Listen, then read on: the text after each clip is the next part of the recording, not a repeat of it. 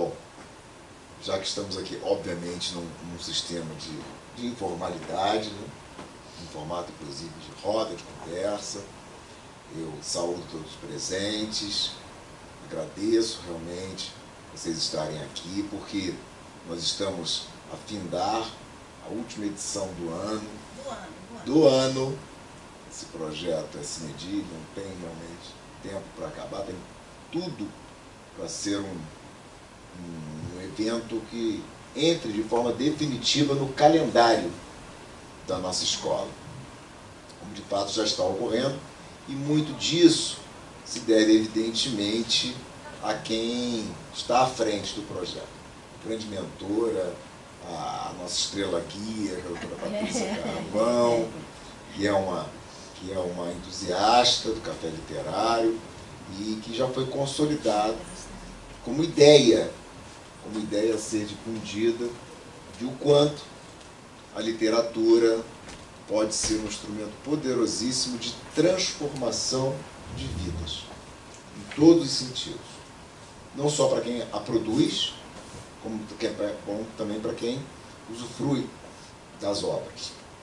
E nesse mundo tão acelerado, hoje tivemos um evento sobre meditação, um belíssimo evento, esse mundo desconcertante, que nós somos praticamente bombardeados de informações, de notícias, nem todas verossímeis, enfim, nós somos instados a sempre ter que opinar sobre tudo, como eu falei hoje de manhã. Por isso o mundo vive tanta polarização, não é um fenômeno afeto apenas ao nosso país, é o mundo passando por essa etapa, que acaba que, se você olha para dentro, como o caso da meditação, se você reserva um tempo generoso de seu dia, de sua semana, de seu mês para a literatura, aquilo acaba virando um ato de insurreição, de rebeldia. Eu me atrevo a dizer hoje que a literatura e quem é apaixonado por ela é um rebelde à vida contemporânea, mas é um rebelde no sentido mais positivo que isso possa expressar, né? Então, continuem a ser insurgentes, porque vocês só têm a ganhar. Hoje, o foco primário do café literário é mostrar, dentro desse instrumento de transformação de vidas, o quanto a literatura pode auxiliar na tutoria, no cuidado para com a nossa saúde, no caso, saúde mental. Então, nós temos o privilégio de receber aqui 3 magníficas autoras, Nicole, Beatriz, a Carol, que vão dar, sob óticas distintas, muitas vezes, testemunhos, autênticos testemunhos do quanto a literatura pode realmente ser instrumento de preservação, de tutoria, de cuidado com a nossa rigidez emocional, psíquica e, por consequência, para a nossa saúde física. Que muitas vezes o padecimento da saúde da alma, ele reverbera, a Eugênia está aqui para não me deixar mentir, no corpo. Não é à toa que a Milene se fala mente sã, corpo sã, e vice-versa. Então, eu desejo a todos uma tarde extremamente de troca, de informação, de crescimento, para que possamos realmente entrar em 2026 da forma mais saudável possível. O papel da escola, da instituição, é de cuidar de todos e de todas, para que tenhamos realmente todos os substratos, insumos e instrumentos para viver melhor. Então, tudo de bom para vocês. Só um oi também. Queria só dar as boas-vindas a todos e todas. Tem alguns rostos assim diferentes, que ainda não vieram os outros, né? Hoje a gente está encerrando o ano de 2025 com a atividade do Café Literário, que muito se deve ao apoio também que o IERB deu para essa iniciativa, né? Aliás, para várias coisas, né? Que algumas rebeldes também, né? Então, a gente está encerrando esse ano o ciclo dos cafés literários, Houve uma certa dificuldade no início para a gente entender qual seria o melhor horário para a gente fazer essas atividades, mas se chegou à conclusão que essa hora meio que apertada do almoço seria possível. Oi, Priscila, tudo bem? Sejam bem-vindos, bem-vindas. E Iago também, tudo bom? Hoje, então, esse café é bem especial porque ele está fechando, né, o nosso ano de 2025. Tem também o Gustavo, amigo querido, que veio prestigiar. Tem minha filha, a Elisa, que veio também prestigiar o evento. Então, assim, é um dia bastante especial. Estamos fechando com chave de ouro. Esse evento que eu trago hoje aqui para o IERB, eu tive contato com ele, elas já se apresentaram no Centro Cultural da Justiça Federal, que o título era Literatura Feminina e Saúde Mental, né? Então eu cheguei até a me inscrever para participar desse evento, foi num sábado, né? Mas aí eu tive um problema familiar, não pude comparecer, mas capei vocês no Instagram e consegui encontrar para a gente se comunicar. Falar de literatura é uma coisa maravilhosa sempre. Eu acho que a literatura ela traz muito repertório para a gente em vários sentidos. Eu acho que a gente se torna uma pessoa mais interessante ao falar sobre literatura. A gente tem mais assunto para comentar, não é? A gente pode se expressar emocionalmente através da literatura. E falando assim em termos até fisiológicos, outro dia eu aprendi também que a literatura, ela de fato é uma atividade importantíssima para o cérebro, porque o nosso cérebro, ele foi muito desenvolvido para a parte da linguagem, mas para a parte da leitura foi necessário um longo processo executivo e de conexões cerebrais precisaram ser formadas para a gente aprender e o hábito da leitura, para a gente poder ler. Então não foi uma coisa que a gente nasce sabendo, né? Nem tão instrumentalizado fisicamente para fazer. Então isso demanda, sim, demanda no bom sentido, né? Uma ginástica cerebral de uma série de partes do nosso cérebro que vão ser ativadas para a gente poder desfrutar e ter o hábito da leitura, porque a leitura não é só decodificar os símbolos que tem ali no papel. A leitura, ela promove toda uma ativação de você imaginar aquele personagem, de você sentir o que aquele personagem está sentindo. Então, ela também é boa para a parte cognitiva mesmo, é um trabalho possante do cérebro.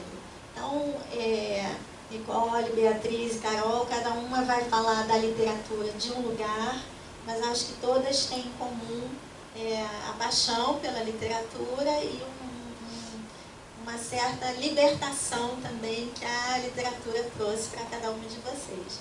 Então, sejam muito bem-vindas aqui ao IERB. E a palavra é de vocês. Não sei quem é que vai começar. Beatriz? Boa tarde. Muito obrigada pela presença de vocês, pelo convite. Esse é um horário bem grato, né? Logo depois do almoço. Bom, eu sou Beatriz, eu sou psicóloga e eu sou escritora. Ainda é um movimento falar que sou escritora, por mais que eu já tenha escrito aí uns 3 livros, ainda é todo um esforço se nomear dessa forma, né? E é muito curioso porque eu escrevo, desde que eu comecei a escrever, eu já comecei a escrever texto, assim, né? Comecei a escrever poema e histórias e tudo.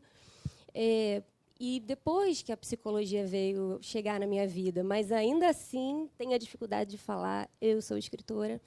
Mas, bem, é isso, né? Escritor é aquele que escreve, então eu, enquanto uma pessoa que escrevo aí, escrevi esse livro, né? E esse livro é muito importante para mim. O 9 Casas é meu segundo livro. É um livro que ele junta minhas 2 paixões, que é a poesia e a saúde mental. E eu comecei a escrever esse livro em 2016. Terminei de escrever em 2021, mais ou menos. Foram 5 anos. O livro é fininho, pequenininho, mas ele me deu um trabalho assim para escrever, porque foi justamente no momento em que eu estava trabalhando numa residência terapêutica. Eu não sei se vocês sabem o que é uma residência terapêutica. É um espaço público, né, de pessoas que elas moraram muitos anos em hospitais psiquiátricos. E, assim, para você conseguir chegar numa residência terapêutica para morar, a gente está falando de pacientes que estavam aí internados em hospitais psiquiátricos há 20, 30, 40, 50 anos. E aí eles tiveram a oportunidade de morar nessa residência terapêutica e eu era uma das pessoas que trabalhava nessa casa. E eu já tenho aí um percurso na saúde mental bastante longo, já trabalhei, inclusive, em hospital psiquiátrico, em centro de atenção psicossocial, adulto, infantil, ambulatório, e sempre escrevi, mas quando eu fui trabalhar na RT, a gente chama de RT, né? Quando eu fui trabalhar na RT, aconteceu uma coisa comigo, assim, que, a princípio, eu quis escrever alguma coisa com relação ao trabalho e eu pensei que fosse ser uma dissertação de mestrado, porque eu estava ali pensando em fazer mestrado na época. Mas eu, enquanto uma pessoa que escreve aí desde pequenininha, eu sempre tive o hábito de levar comigo o caderninho, né, e ficar escrevendo no caderno, na ida e na volta do trabalho, assim, no ônibus. Eu sempre escrevi em caderninho. E eu comecei a ver que eu estava escrevendo muito nesses cadernos sobre esse meu trabalho da residência terapêutica. Então, depois de um tempo, eu me dei conta, assim, falei, não, eu acho que, pelo menos agora, esse mestrado não vai rolar, porque eu tô querendo escrever sobre isso dessa outra forma. Então, eu pensei, bem, talvez seja o momento de eu conseguir juntar ali a poesia com a saúde mental. E, para mim, é um desafio grande, porque como é que você vai falar disso com o cuidado que isso merece ser dito? Então, talvez por isso o livro tenha demorado tanto tempo para eu conseguir escrever, porque eu escrevia coisas que aconteciam no cotidiano com esses moradores e com essas moradoras. Eu trabalhei numa casa, numa residência terapêutica aqui no Rio de Janeiro, vinculada ao CAPES, que hoje em dia se chama Severino dos Santos, que é ali perto do que a gente chama de Inise da Silveira. E essa RT, ela tinha 9 moradores, né, 5 homens e 4 mulheres. E eu tinha essas experiências com eles, que são experiências muito de como você faz para construir uma casa. O que é uma casa para cada um? Porque, às vezes, a gente está morando numa casa com muita gente e cada pessoa tem uma visão do que é uma casa, do que é aquela casa.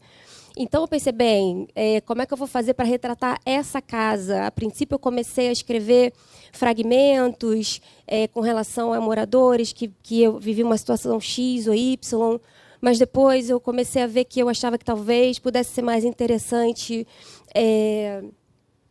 pensar em cada morador, em cada pessoa, com uma trajetória diferente, com a leitura que eu fazia deles diferente, o contexto de casa para cada um. Então, o livro foi se desenhando dessa forma, de forma que ele se chama 9 Casas, justamente por causa disso, porque são 9 moradores e cada morador representa uma certa casa. Então, habita aquele espaço de uma forma diferente. E eu escrevi em terceira pessoa, né, porque, bem, eu achei que talvez fosse uma forma mais sincera de escrever, porque é uma experiência que eu estava ali como uma simples observadora e eu tentei, ao longo do livro, mesclar um pouco, né? Coisas que eu vi acontecendo com coisas que eu simplesmente inventei, porque também não queria que fosse alguma coisa autobiográfica, não é uma história real do que aconteceu, embora tenha muita realidade, também tem certas coisas que ali a poesia acabou ultrapassando, né? Então, eu escrevi dessa forma esse livro, e foi um livro que ele teve muitas influências. A minha principal influência foram essas 9 pessoas, que são pessoas que, como eu falei, eu comecei falando justamente isso, que eu trabalhei muito em serviço de saúde mental, mas eu nunca tinha sido tão tocada por esses pacientes ou por essas pessoas como eu fui tocada trabalhando nessa RT. Porque eu acho que essa experiência de você construir com uma pessoa quase que do zero uma vida, o que é uma casa, o que é uma vida, o que é a cidade, o que é o espaço, isso me tocou muito. Então, a minha principal influência para escrever esse livro foram essas 9 pessoas. Na verdade, foram 10 pessoas, né? Porque, enfim, nesse percurso que eu tive, eu trabalhei lá durante 2 anos e meio, uma delas faleceu. Mas essas pessoas são as pessoas mais importantes, que, inclusive, depois que eu terminei o livro, eu fui até eles, levei o livro e tal, discuti com eles. Essas são as principais influências, mas também ao longo desses 5 anos muita coisa aconteceu na minha vida. Então, assim, eu estava, a princípio, nesse caminho que a gente chama, né, na saúde mental, de institucionalização, que é essas instituições totais, o manicômio, o hospital psiquiátrico. Então, eu estava muito lendo, vivendo essa experiência com os moradores, mas lendo também 2 referências que se tornaram importantes para mim na construção desse livro, por isso que eu trouxe elas aqui. Uma é a Estela do Patrocínio e a outra é a Marisa Wagner. Eu acho que a Estela do Patrocínio talvez seja mais conhecida, né, aqui, nossa, porque ela é uma poeta, ela é uma escritora brasileira, que ela foi internada também nesse Hospital Nise da Silveira, né? E ela tinha ali durante essa internação, ela tinha um movimento com a fala que ela mesma começou a chamar de falatório.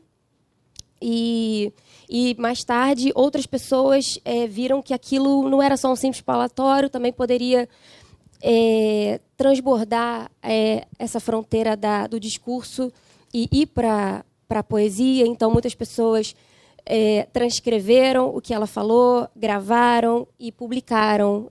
A Viviane Mosé fez uma seleção desse falatório dela, que culminou no livro, né, Reino dos Bichos e Animais é o meu nome.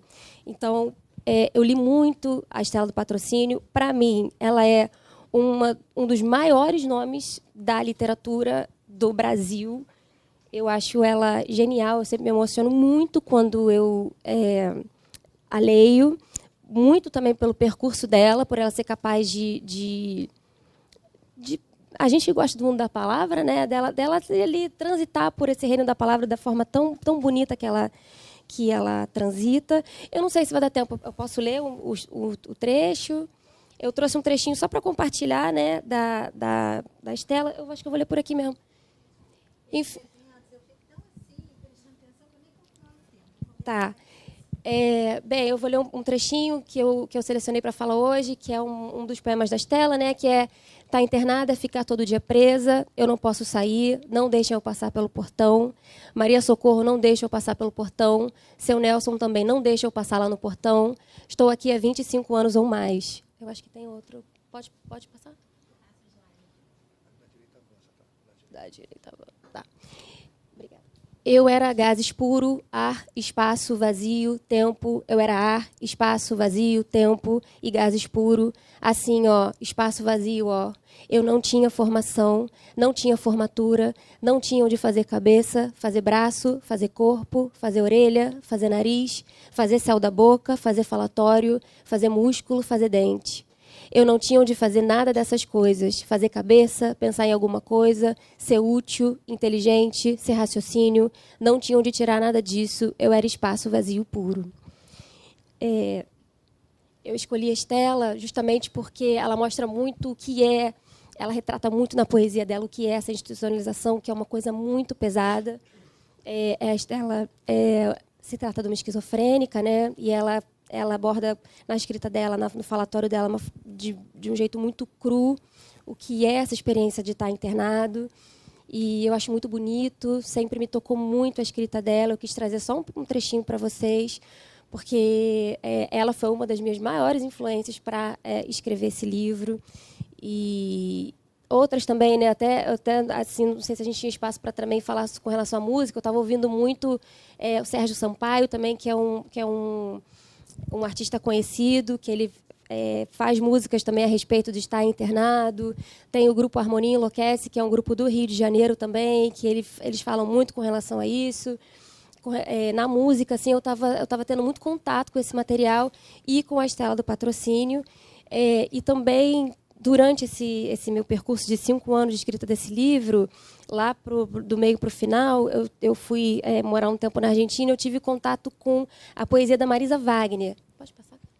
A Marisa, ela é uma poeta da Argentina, de Buenos Aires. Ela ficou internada durante um tempo. Ela era formada em psicologia e ela, depois de um surto Ela ficou longos anos internada no hospital e eu tive contato com a poesia dela.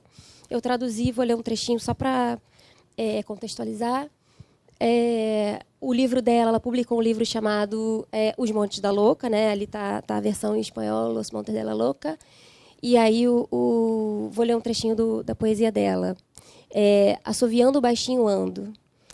Assoviando baixinho ando, construo um girassol, quer dizer, o desenho, e o penduro na parede nua e cinzenta do hospício. Depois coloco erva no mate e vou passear por minhas recordações. Havia uma mãe lá na minha infância que trançava meus cabelos louros, que me colocava laços primorosos de vestidinhos de crochê. Mamãe nunca veio me ver, agora que eu estou no hospício. Como eu gostaria que ela trançasse meu cabelo. Estou entediada de ser adulta e entediada de estar sozinha. Às vezes, até me entedio de estar louca e jogo o jogo da lucidez por algum tempo. Enquanto isso, preparo outro mate, que garanto, ajuda a suportar a realidade, os abandonos, os etcéteras. Construo outro girassol, quer dizer, o desenho, e o penduro nas paredes do hospício. Já quase tenho um campo de girassóis completo. Enfim, eu acho que essas duas poetas, grandes poetas, traduzem um pouco do que é essa experiência da internação. E, para mim, eu estava diante de um grande desafio para tentar retratar, então, o que é a desinstitucionalização, que a ART é uma das ferramentas públicas, né, para dar conta desse problema da institucionalização. Então, à medida que ela consegue dar alta para esses pacientes, assim, tirar esses pacientes dos hospitais psiquiátricos e trazer eles para a vida real, abre-se todo um campo de trabalho. Então, não só um campo de trabalho que eu acho, né, que a gente chama ali no campo da saúde mental de intersetorial, que engloba médicos, psicólogos, assistente social, o direito, a cultura, o lazer, o esporte, mas também o campo da literatura.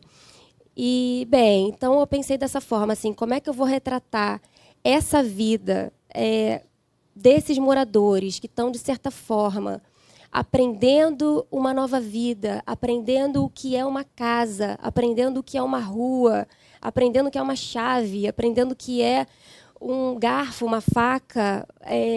Como é que eu vou fazer para tentar colocar isso em palavras, assim? E também, para mim, tinha um desafio que eu não queria que o livro fosse muito panfletário. Não sei se consegui, às vezes acho que eu consegui, às vezes acho que não. Mas o meu processo de escrita, ele mais permeou por aí, assim, né? Que eu queria que fossem poemas que retratassem essa vivência com esses moradores. Então, eu vou agora ler 2 poemas que eu selecionei do livro para mostrar para vocês, né? Enfim, depois a gente pode até discutir mais, depois que a gente passar aí pelas outras apresentadoras. E, bem, eu escolhi o primeiro poema, eu escolhi hoje, essa semana, né, por causa do Flamengo, na verdade, que aí ganhou 2 campeonatos, e esse morador que me inspirou a fazer esse poema, ele era muito flamenguista, e aí eu me lembrei também dele e resolvi compartilhar com vocês hoje.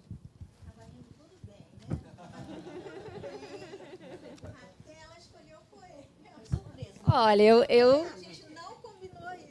eu falei dele, mas eu também acordei bicampeã, tetracampeã e Enéia campeã, não é isso? Você quer que alguém leia? Ou você... Não, eu leio, é só tem que achar aqui.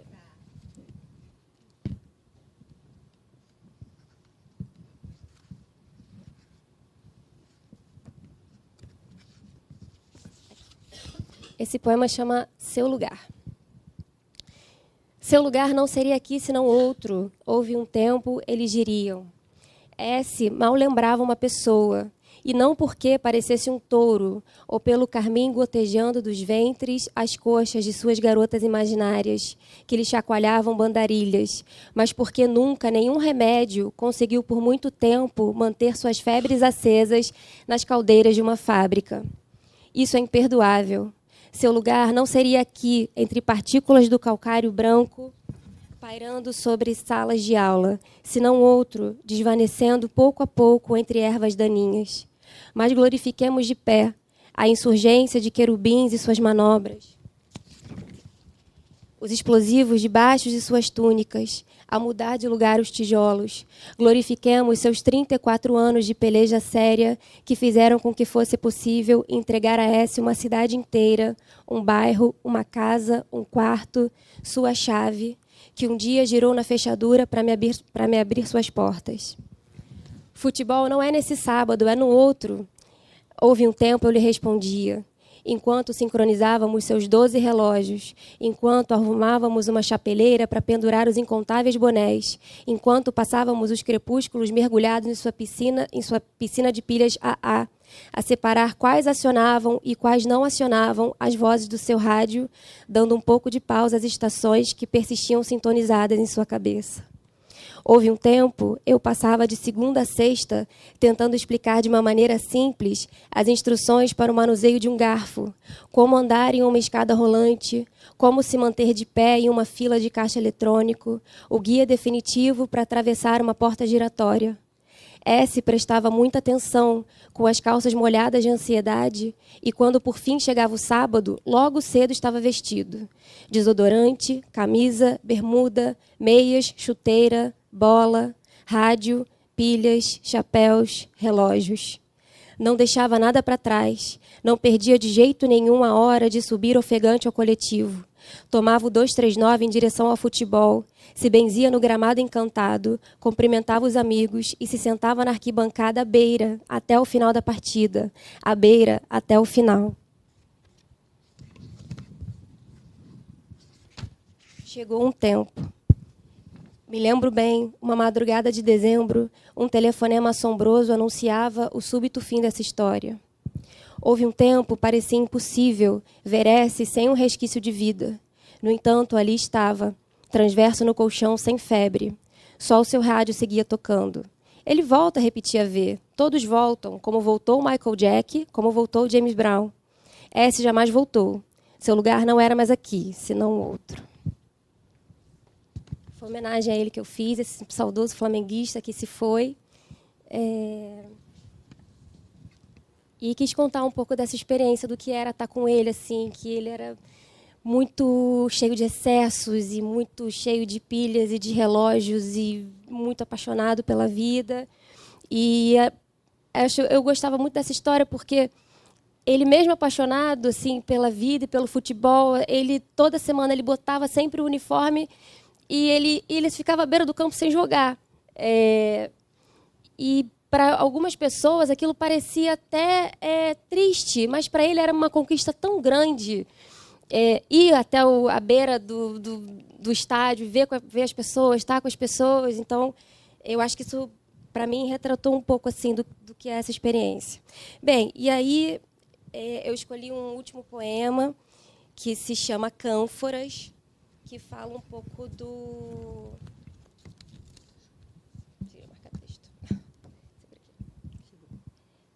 O Cânforas ele fala um pouco do que são esses remédios, né? Porque às vezes a gente pensa também na questão da saúde mental, a gente pensa na medicalização, né? De tomar remédio, de tratar esses pacientes com remédio, e eu acho que existem outras saídas também para isso, e às vezes a própria vida pode ser a saída. Então, eu escrevi esse poema também sobre um outro saudoso morador, esse poema se chama Cânforas, e ele é assim: isto é uma casa de verdade, com gente de verdade dentro.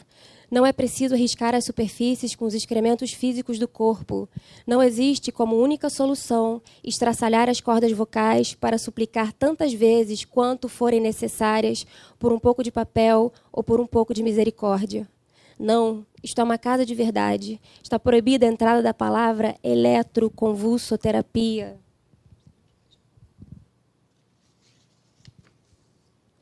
Mas está permitida a entrada de remédios comprovadamente muito melhores. Há almoços que se demoram a céu aberto, conversas fortuitas no cair da tarde, disputas universais pelo controle remoto, 9 chaves. Há papel, há caneta e há também para ser um grande caderno, 160 folhas em espiral de aço, comprado com o próprio dinheiro, que ora o alcança, ora o guarda, ora o calcula com sua matemática perfeita. E de cabeça. Não se encontra um número sequer nessas 160 folhas rabiscadas, só páginas e páginas de versos e versos de amor. Amor e beleza, amor e os caules das azaleias no orvalho, amor, amor, amor e extraordinárias fitas de cetim sobre a espessura dos cabelos negros da moça morena. É melhor aceitar, com um poema não se discute. Escrever sobre amor pode ser um remédio. Já sabemos que não cura, mas por um momento evita que se acerte em cheio 37 vezes seguidas a própria clavícula. De modo algum se espera que se deixe de romper cadeiras, ao se sentar desastrado. Isto é uma casa, cadeiras vêm, cadeiras vão. Há desespero, mas há muitas saídas. Ele pode escutar, por exemplo, como na deusa da Rosana, tocar em frente com o Miss Sater, dar cor de nomes aos beija-flores de Cazuza. Faz parte do show poder cantar tanto e com tanto sentimento que uma hora já não se sabe mais se você está feliz, se está triste, se está com medo de que a vida o apanhe.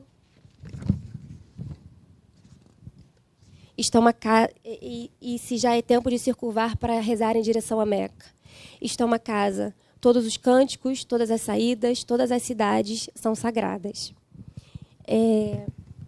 Eu escolhi esse poema justamente porque esse é um poema que fala de um poeta. Então, eu me lembro muito assim que, como eu intitulei esse poema de cânforas, né, porque cânfora era um dos remédios antigamente que se usava para tratar coisas. E, para mim, eu usei essa metáfora para retratar como, às vezes, a poesia, no caso dele, os jantares, os almoços, a música, a cultura, também pode ser uma espécie de remédio. Então, eu quis trazer, né, esses dois poemas, que são aí fragmentos do que é o livro, para vocês, para entender, para tentar, né, explicar um pouco do que foi essa experiência. Eu sei que a gente está também um pouquinho apertado no tempo para poder falar um pouco mais, mas é mais ou menos isso assim que eu quis trazer, né, de mostrar o que é essa experiência com esses moradores, como é que foi essa construção do meu livro, e também mostrar que é possível unir saúde mental e poesia, e às vezes nos piores contextos, assim, né, que é esse contexto do sofrimento intenso, da esquizofrenia, da institucionalização. Então, a arte, a palavra, muitas vezes, ela liberta, como disse você. É isso, gente. Agora...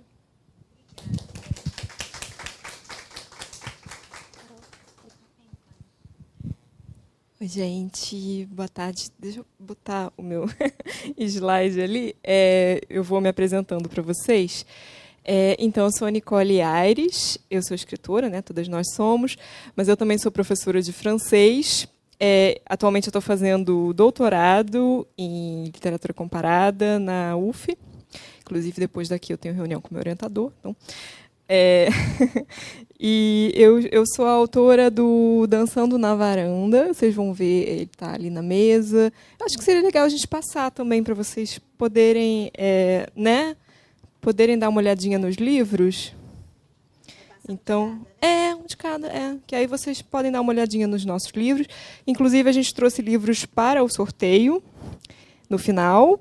E para venda também, se vocês quiserem, ou se vocês quiserem só dar uma olhadinha, perguntar qualquer coisa, enfim.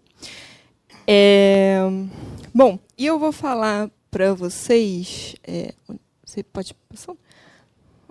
Eu vou falar para vocês do Garota Interrompida, da Susanna Kaysen, que é uma autora estadunidense, que foi um livro que, na verdade, ele não influenciou o meu livro. O Dançando na Varanda, ele é autobiográfico, né? Eu falo sobre um momento de crise que eu vivi em 2018. Eu fui internada, né, num hospital psiquiátrico, então eu dialogo, né, com a fala da Beatriz, só que ela teve a experiência, né, como profissional da área da saúde, trabalhando com os pacientes. Eu tive experiência, né, como paciente, claro que uma situação, né, completamente diferente. Fiquei 21 dias, foi um período bem curto, né? Mas como eu já era escritora, já escrevia, né, só que eu não tinha nenhum livro solo, até publicar o Dançando na Varanda. E depois que eu vivi essa experiência, me recuperei e tudo, eu vou contar aqui um pouquinho para vocês, né, do que eu falo no livro. eu resolvi escrever, né, porque eu acho que é uma maneira de lidar com tudo o que aconteceu, além de, evidentemente, terapia e todas as práticas que eu busquei depois, como yoga, meditação, né? Enfim, vocês tiveram a palestra aí de meditação. Meditação é uma coisa que eu faço hoje em dia, né? E a literatura, né, sempre foi uma maneira para mim de elaborar as coisas, né? Assim, de me expressar, uma maneira de autoexpressão. E o meu intuito com o Dançando na Varanda também é dialogar com as pessoas, é ajudar as pessoas que possam estar passando por uma questão de saúde mental, né? Dar uma esperança para as pessoas. Olha, passei por uma situação difícil, deu tudo certo, fiquei bem, né? E, enfim, e várias pessoas, depois que leem o livro, me procuram, falando, não, eu já tive depressão, tive burnout, tive não sei o quê, eu conheço alguém muito próximo, né? Meu irmão teve, meu amigo teve, eu acompanhei, enfim. Então, eu acho que é importante a gente falar sobre isso, né? Sem tabus, sem pensar, né? Assim, em estigma, né? Que existe, ainda existe, né? Menos hoje em dia, mas ainda existe. Eu acho muito importante a gente falar abertamente sobre isso, justamente para estimular que as pessoas se cuidem mais.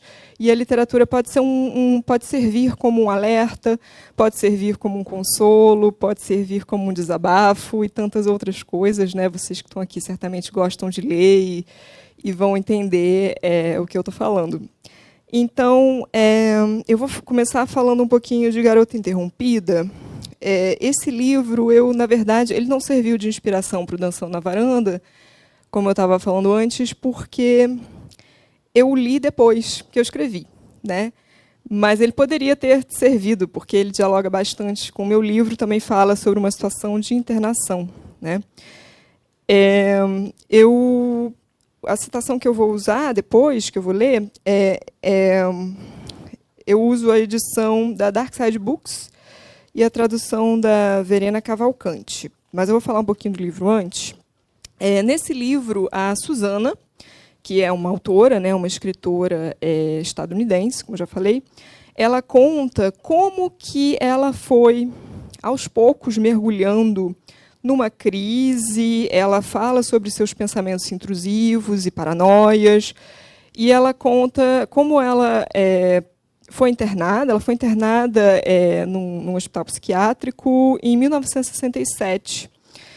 E ela passou 2 anos lá, quase 2 anos, né, até 1969, e ela tinha apenas 17 anos quando ela foi internada, né, porque ela estava, enfim, estava numa crise, não no meio de uma crise, mas ela tinha, né, muitos pensamentos intrusivos, e ela teria tentado o suicídio. Então, né, os pais a encaminharam para um médico, né, para um psiquiatra, e, enfim, e ela concordou com a internação, né, e ficou num hospital particular.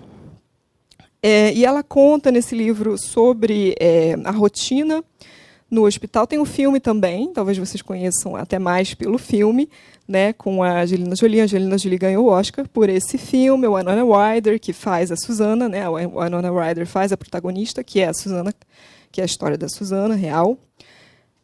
Só que o filme tem algumas mudanças, né, em relação ao livro, é uma adaptação, né, obviamente. O filme é muito bom, eu particularmente gosto mais do livro.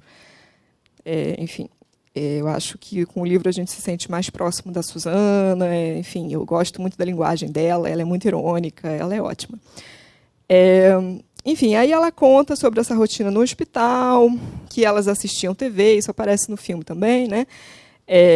Elas tomavam comprimidos, saíam para tomar sorvete quando tinham, né, esse direito, esse privilégio, dependendo do bom comportamento, enfim. Ela fala sobre as pacientes que estavam com ela, né, internadas com ela. Uma que ateou fogo em si mesma, possui uma cicatriz no rosto. A Lisa, que é a personagem da Angelina Jolie no filme, que é uma psicopata, que de tempos em tempos foge, apronta todas, né? No livro também um pouco menos. O filme é mais pesado, até, eu acho. Eles carregam um pouco mais nas tintas da Lisa. No livro, ela é rebelde, mas não chega a fazer as coisas que faz no filme, né? Não vou contar caso vocês queiram ver, mas, enfim. Tem uma personagem, tem uma paciente no livro que passava por sessões de eletrochoque, né? Ainda acontecia na época. Tem uma garota anoréxica e tem uma que comete suicídio, né? Então, e elas se ajudavam entre si. É bonito de ver a relação que elas constroem de amizade e tudo. Ela fala sobre as enfermeiras também. Tem uma enfermeira em especial, que é a Valerie, né? Que no filme é interpretada pela Whoopi Goldberg. Mas ela diz que as enfermeiras, no geral, eram mais humanas, eram mais próximas das pacientes, mas os médicos e terapeutas, também, de maneira geral, não ouviam muito bem as pacientes, não compreendiam, não tentavam compreender muito. Tem uma parte uma parte no livro que ela associa os artistas à insanidade, coisa que eu acho muito interessante, né? Assim, porque quem tem um mundo interno muito rico, muita criatividade, realmente, para você ir ali para a fantasia, sair da realidade e ir para a fantasia, às vezes é um pulo, né? Dependendo do momento. Enfim. Eu achei isso curioso. Ela sai do hospital, né? Ela se trata, sai do hospital. Ela evita falar sobre o que aconteceu com as pessoas, porque elas podem não entender. Ela fala sobre isso no livro. Ela fala sobre como ela era na época, como uma jovem, né, de 17 anos, aí, saindo da adolescência, indo para a vida adulta. Tinha dificuldade em seguir regras, queria ser escritora. E aí a assistente social diz que não, ok, isso é um ótimo hobby, mas o que você quer fazer como carreira? Enfim, ela se torna escritora, inclusive de grande sucesso. Bom, ela sai do hospital ao se casar. Isso é curioso, porque ela fala que isso as pessoas respeitavam. Né? Eu vou me casar. Então tudo bem, você já pode ir para a vida na sociedade, porque você vai se casar, vai andar nos trilhos, digamos assim, né? Então ela fala sobre isso. Ela fala sobre o diagnóstico. Ela foi diagnosticada como borderline, mas ela considera que, na verdade, ela tinha instabilidades emocionais que são típicas de uma adolescente. Então ela contesta um pouco esse diagnóstico. Ela acha que foi um pouco precipitado. E o Melvin, o psiquiatra dela, dizia: é o nome que escolhem dar para as pessoas cujos estilos de vida incomodam os outros. Achei essa fala bem interessante. Então, quem incomoda a sociedade, quem é um pouco diferente, quem, de repente, não sei se eu quero casar, não sei se eu quero ter uma carreira conceituada, digamos assim, né? Então, você está doida.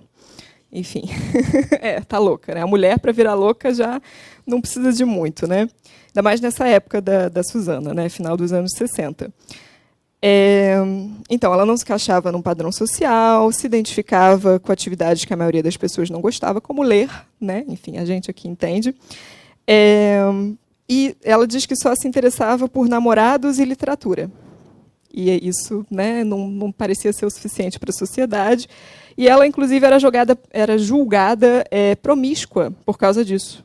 E isso tem uma cena do filme em que isso é falado, né? Assim, eu sou promíscua porque eu dormi com quantos caras? Com quantos caras eu tenho que dormir para ser considerada promíscua? E um homem, ele tem que dormir com quantas pessoas para ser considerado promíscuo, né? Quer dizer, como que é feito esse cálculo? Como é que é isso, né? Só porque ela gostava de namorar. Aí ela fala que a maioria das suas colegas saíram do hospital. Ela encontra depois a Lisa e a Georgina na rua, né? E pode passar. Tem uma pintura do Vermeer que se chama Garota Interrompida em Sua Música. E esse quadro inspirou a Susana, inspirou o título do livro, né? Garota Interrompida. Porque ela fala de um momento que ela estava no museu, viu esse quadro, e ela lembrou da situação dela. Ela falou: essa garota foi interrompida enquanto ela estava estudando música, né, que é o quadro. Assim como a minha vida ficou em suspenso, minha vida foi interrompida quando eu fui internada, né, e eu passei por essa situação. Bom, eu vou ler um trecho do do livro um trecho que eu gosto muito para vocês, que é o começo do livro. Esta pessoa, escolha uma alternativa.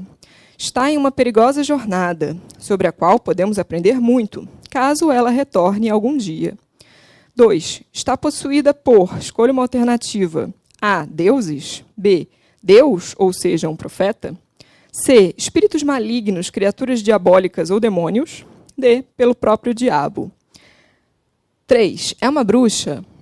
4. Está enfeitiçada, variante do item número 2. 5. É má, por isso deve ser punida e isolada. 6. Está doente, por isso deve ser isolada e tratada com, escolha uma alternativa, A.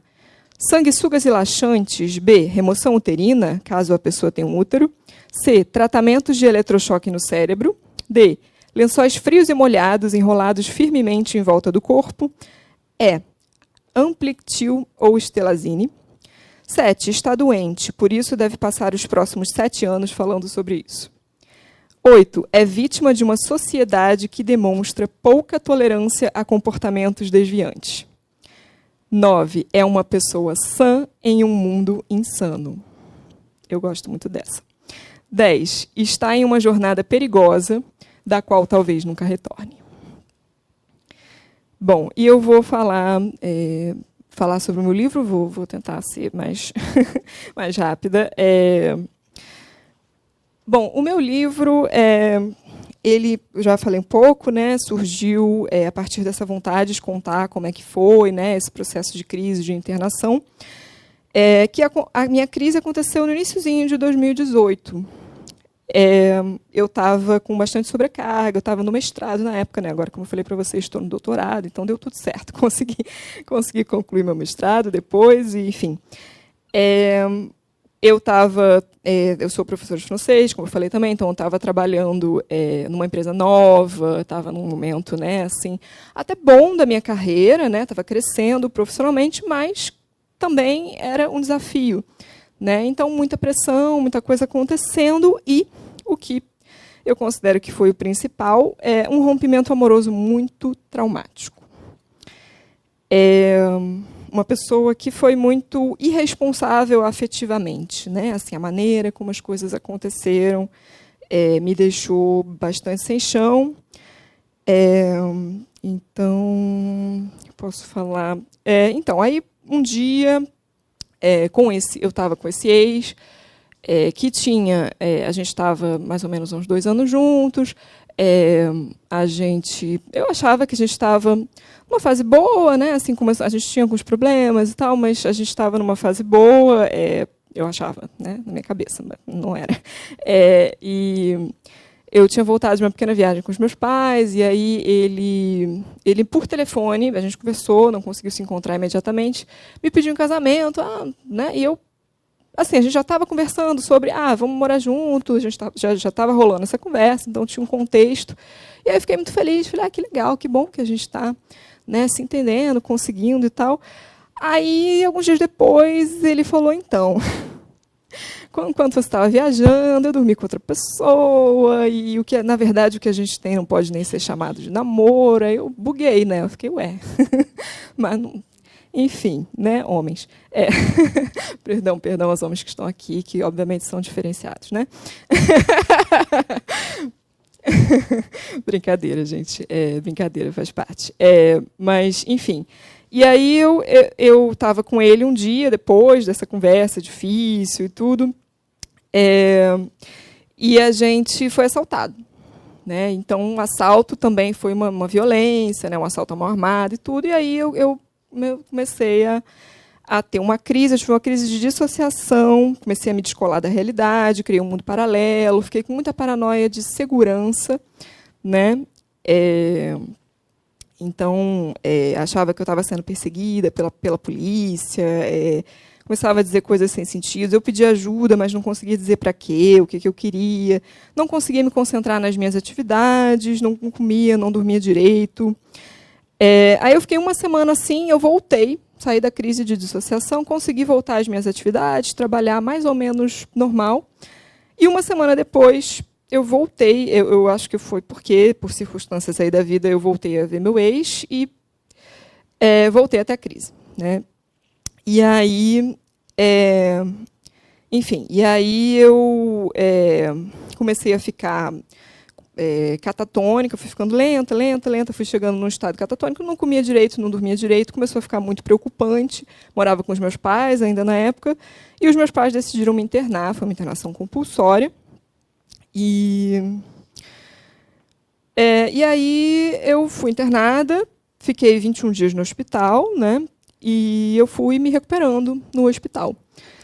E a minha experiência no hospital, eu falo bastante dela no livro, né? Dou esse preâmbulo aqui que eu fiz para vocês também, como que eu cheguei à crise e, enfim, como foi no hospital. É curioso porque os primeiros dias no hospital eu estava, né, com som, recebendo medicação intravenosa e tudo. E aí o médico chegava, tentava me examinar, sentir meu pulso. Eu não respondia, assim, né, não falava. E aí um dia eu acordei, eu comecei a me situar um pouco, a enfermeira viu, né, falou: que bom que você acordou e tal, como é que você está? Você sabe onde você está? Aí eu vi no crachá dela, né, o hospital e tal, o bairro. E aí a primeira coisa que eu pedi foi um livro. Ela falou: tem alguma coisa para ler, né? Depois que ela me deu uma gelatina para eu comer e tal, eu tem um livro, e aí ela me deu um livro, né? Enfim, coisas de escritoras. E aí eu fui me recuperando, eu fui me relacionando com as outras pacientes também, assim como a Suzana, né? Eu vi que as pessoas se ajudavam, né? As meninas se ajudavam e tudo. Então eu fiz amizades. Tinha alguns crushes lá também, incrivelmente. Funciona melhor que Tinder, mas eu não recomendo, tá? Enfim, então, o título, né, Dançando na Varanda, se refere a um momento que tinha o andar das meninas, né, e a gente tinha uma varanda e a gente tocava, né, uma rádio, ficava uma rádio tocando, que inclusive é a minha rádio preferida, e eu achei isso muito curioso. E a gente ficava ouvindo música e dançando, e conversando, e jogando, né? E era um momento assim de diversão, de tranquilidade, né? E aí esse é o título, Dançando na Varanda, né? Essa tranquilidade no meio do caos, né? Assim, mais ou menos isso. Então, aí eu participava de todas as atividades do hospital, terapia em grupo, atividade física, arte-terapia, conheci o yoga no hospital, me apaixonei pelo yoga, falei: nossa, eu quero. E a professora de yoga foi a primeira pessoa a me dizer: você já está bem, fala com o seu médico, que ele pode te dar alta. E eu fiquei super feliz e, de fato, alguns dias depois eu tive alta. Então, assim, como eu não gostava muito do meu médico, eu achava ele meio frio, mesmo problema que a Suzana reclamava também, né, que os médicos não ouviam e tal, isso acontecia, né? As psicólogas, os médicos em geral achavam que não ouviam dentro do hospital. Isso muitos anos depois, né? Você vê, de 1967 para 2018, mas nesse sentido não sei se mudou muita coisa. Enfim. E aí, na minha cabeça, a minha professora de yoga me deu alta, né? Assim, falou que eu já estava bem, mas enfim, aí eu tive alta. E busquei me cuidar aqui fora, busquei autoconhecimento, continuei fazendo terapia, eu já fazia, fazer yoga, a dança, busquei a dança, hoje em dia eu faço dança do ventre, dança contemporânea, uma coisa que eu acho muito importante para a minha saúde mental também, a literatura, obviamente. Bom, sobre o diagnóstico, eu fui diagnosticada no hospital como bipolar, mas a minha psiquiatra, fora do hospital, né, em quem eu confio muito, ela refutou esse diagnóstico. Na época, ela disse que seria uma questão hormonal, hiperprolactinemia, mas esse diagnóstico também já caiu por terra, ela mesma, né, reviu, e aí chegou a crises de dissociação. Então, tem uma tendência à dissociação, se eu já não estou muito bem emocionalmente, se eu já estou sobrecarregada, etc., etc., com traços de borderline, como comorbidade. Então, tem traços de borderline. Mas, enfim, eu também acho que o diagnóstico ele não é o mais importante, é um guia, é bom, assim, para a gente ter uma noção, se guiar, né? Enfim, a medicação, claro que é importante. Tudo eu fiz com o acompanhamento da minha médica, tudo que ela, né, mandava eu fazia, mas não é o mais importante, né? O mais importante é a gente se conhecer, se cuidar, né? Enfim. E aí, hoje em dia, estou morando sozinha, concluí meu mestrado, estou fazendo doutorado, viajei muitas vezes sozinha, tive relacionamentos mais saudáveis, busco, de maneira geral, ter relações mais saudáveis, né? E me cuido muito, muito mesmo. E eu vou citar um trecho do livro. Esse, né? Tá. Aprendi muito ali, no andar de cima, com as outras mulheres. Todas tinham as suas feridas e os seus encantos. Todas tinham um pouco de mim. Eram minhas amigas, colegas, mães e avós postiças, meu espelho. Nos uníamos pelo riso e pelo choro, pela saudade de quem éramos e a esperança de quem ainda poderíamos nos tornar, vidas em suspenso à procura de um significado. Me redescobri, observando e convivendo com todas. Eu gostaria que alguém lhes dissesse que não há nada de errado com elas, que são perfeitas e maravilhosas, mulheres incríveis e completas. Gostaria que elas acreditassem nisso, porque nenhum processo de cura verdadeira deixa de passar pela autoaceitação. E independente de diagnóstico, independente de rótulo, somos todas capazes e merecemos ser felizes. Alguém tem que nos dizer isso. Nós mesmas, de preferência, todos os dias como um mantra, até acreditarmos. Bom, deixa eu ver se tem... Não, é isso, pode passar. Sim, outras referências.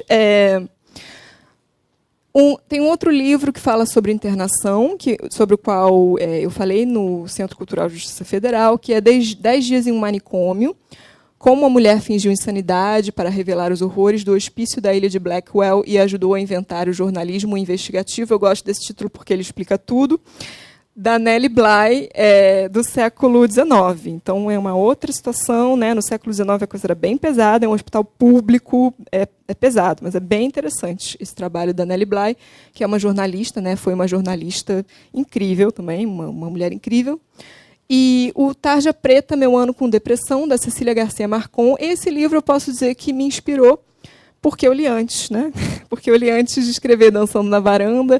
E aí eu peguei para reler há pouco tempo e eu vi que eu acho que, assim, sem perceber, né, não copiei nada da Cecília, não, pelo amor de Deus, gente, mas, né, tem uma influência ali, ela pega uns trechos de música, eu também pego, então, enfim, dialoga, né.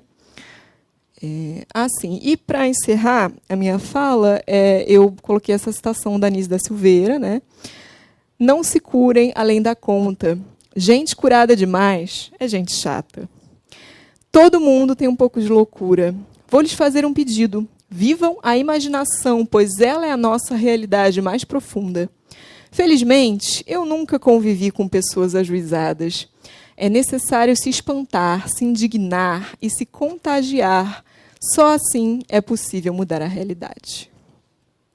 Então, é isso, gente. Eu vou deixar o meu Instagram, que é o Sentimentos Sem Compotas, meu Instagram de escrita, se vocês quiserem e puderem me seguir por lá. Muito obrigada.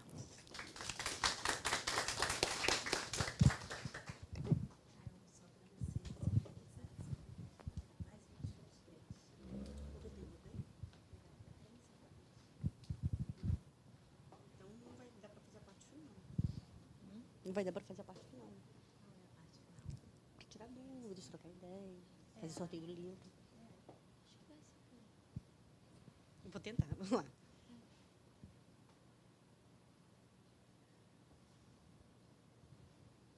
Espaço para mim?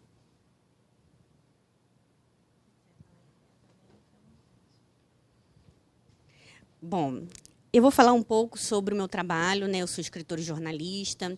Eu, desde criança, sempre me interesso muito por escrever, tanto que eu fui em direção ao jornalismo e acabei me tornando também escritora, também sou atriz, apesar de eu não exercer, né? Muita coisa para fazer. E eu gosto bastante dessa área de saúde mental, cheguei a pensar em fazer psicologia. Tem vários livros sobre o assunto em casa, é um assunto que me instiga bastante. Então, o que aconteceu? Pode passar, por favor?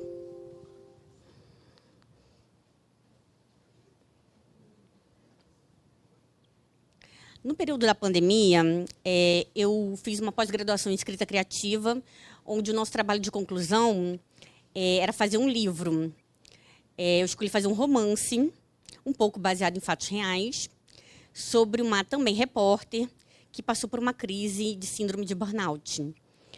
E aí surgiu o livro A Cápsula. Ele é inspirado no meu livro preferido, que se chama A Redoma de Vidro. Apesar de serem livros bem distantes temporalmente, né, são 60 anos de diferença entre um e outro, elas falam sobre mulheres que estão atravessando problemas sérios de saúde mental. Pode colocar o próximo?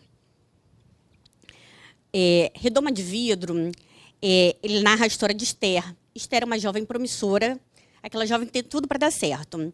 E ela passa por um disputado estágio numa revista de moda em Nova York. Ela vem do subúrbio de Boston e evolui aí, dá um salto na vida dela nesse estágio, nessa grande revista. E o que acontece? Ela começa a ter problemas de saúde mental relacionados à depressão, e isso começa a atrapalhar o desenvolvimento profissional dela. O romance ele também vai discutir um pouco do papel social das mulheres, o que é esperado, essa questão da maternidade, né, dona de casa, etc., que é o que Esther descobre que não tem nada a ver com ela. E isso é uma das coisas que colocam ela nesse drama psicológico, né? A autora, a Sylvia Plath, a autora da Redoma de Vidro, ela também vai falar um pouco sobre o materialismo nas relações, porque mesmo ela estando em Nova York, a Esther estando em Nova York, numa revista glamurosa, cercada de pessoas ricas e tudo mais, ela não se sente satisfeita e feliz por estar levando a vida que ela leva. Pode passar. Eu vou ler aqui um trechinho da Redoma de Vidro. Não consigo dormir. Não consigo ler. Tentei falar com uma voz calma e controlada, mas o zumbi que havia dentro de mim tomou conta da minha garganta e me sufocou. Virei as palmas das mãos para cima. Olhei para o que ela tinha acabado de escrever, mas não consegui ler. Dr. Gordon, disse Teresa, é um médico psiquiatra. Fazia 3 semanas que eu não lavava o cabelo e 7 noites que eu não dormia. Esse trecho já demonstra a degradação do estado de Esther, perdão. Sylvia é a protagonista do meu livro, confundi aqui. Ela chega a ser internada numa clínica psiquiátrica devido ao agravamento da condição mental dela. E aí o livro mostra, eu vou resumir aqui porque eu tenho que ser rápida, mas demonstra um pouco dessas condições que a Beatriz e a Nicole falaram, né? Tratamentos ultrapassados, ainda mais no caso dela, década de 60, tem eletrochoque. Esse tipo de pano de fundo também fala um pouco sobre a história de como a doença mental é vista na época, né? Então, como eu disse, a Redoma de Vidro é a principal inspiração do meu livro A Cápsula, que está disponível na Amazon. O que eu conto na cápsula? É a história da repórter Sylvia. Ela tem uma crise emocional ao vivo e desmaia ao vivo. E ela é encaminhada para tratamento, descobre que tem síndrome de burnout. E, a partir daí, ela faz terapia e descobre que não foi apenas um simples esgotamento profissional. A síndrome de burnout, como todo mundo sabe, é um esgotamento profissional. Mas ela vai descobrindo que tem a ver com muitas coisas do passado dela. Culpas que ela carrega, problemas familiares, laços afetivos conturbados, diversas questões do presente e do passado que abalam a vida dela e que acabam levando ela até essa crise psiquiátrica. Eu vou ler um trecho para vocês entenderem melhor. Eu achava estranha toda essa mania de autocuidado, essa modinha de bem-estar mental, revistinha de autoajuda, livro do Augusto Cury, blogueirinha, psicóloga, life coach, malhação na Smart Fit, pilates, aula de tecido. Sempre pensei, por que as pessoas não conseguem ser felizes e ponto final? Vi a vida em linha reta. Talvez tivesse herdado isso da minha mãe. Fiquei pensando sobre o assunto, quando veio, de repente, uma nova golfada. Que eu quero mostrar nesse trecho. A Sylvia, logo no início da trama, ela tem um humor bem ácido. Eu construí a personagem dessa forma. E ela não acredita muito nessa questão de saúde mental. Ela acha que é uma modinha, que é uma chatice. Ela pensa que a vida é só trabalhar, porque ela é bem workaholic no início da trama. E o que acontece? Quando ela tem esse esgotamento, aí que ela começa a aprender sobre o assunto e ver como, de fato, isso realmente tem muita relevância na vida de todos nós. Por isso que eu escolhi esse trecho para mostrar aqui para vocês, que mostra tanto esse humor ácido dela, quanto essa descrença dela total em coisas que são tão importantes que a gente está abordando aqui. E eu quero falar um pouquinho também sobre as autoras, né? A Sylvia Plath, ela ficou conhecida como um dos grandes expoentes da poesia confessional.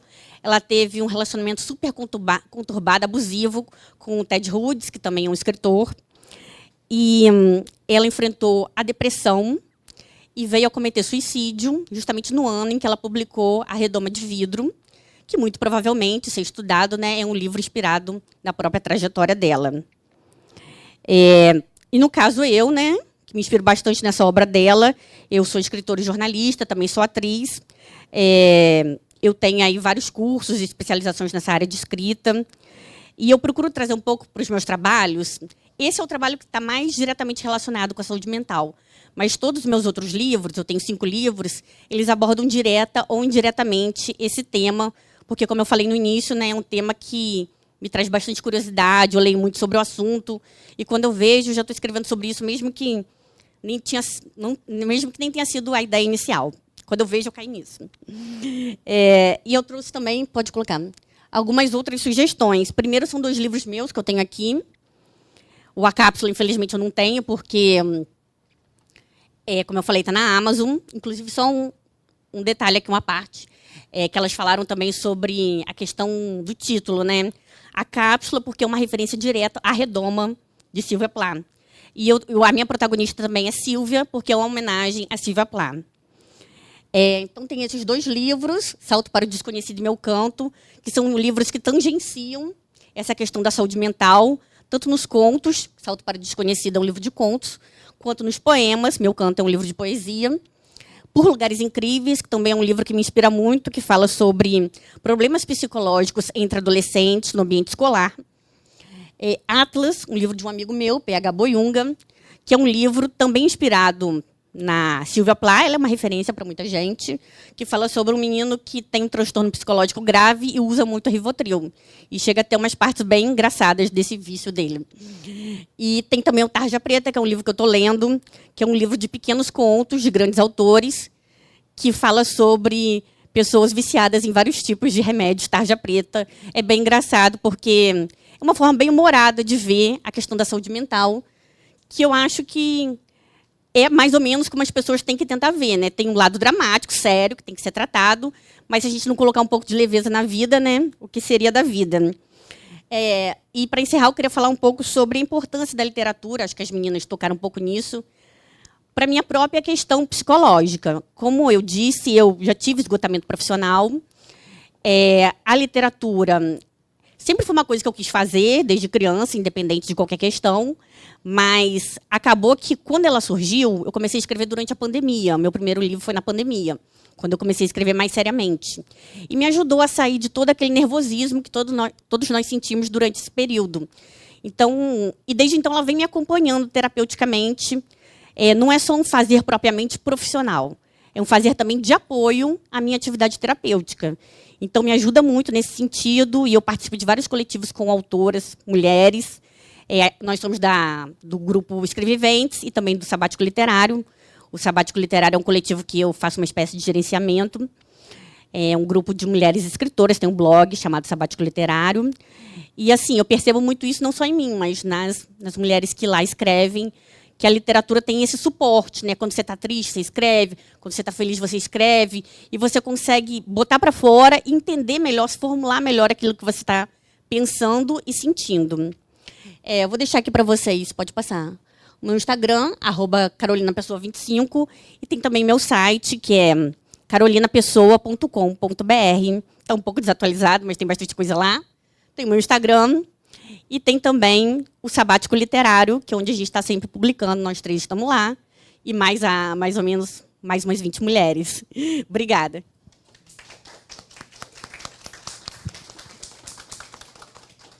Tem até um outro ali, deixa eu pegar o outro. Desligar aqui. Não, pode deixar ligado. Deixa eu ligar logo.